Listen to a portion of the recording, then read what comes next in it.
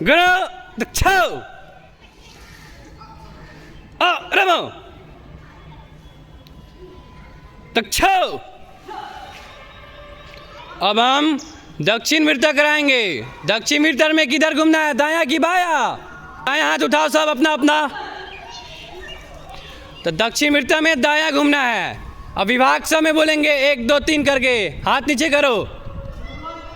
1 में दक्षिण वृत्त में दायां पैर का पंजा उठेगा, बायां का एड़ी।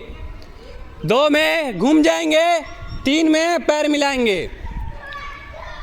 दक्षिण वृत्त विभाग स 1 घूमना नहीं है, अभी पोजीशन पैर का बनाना है।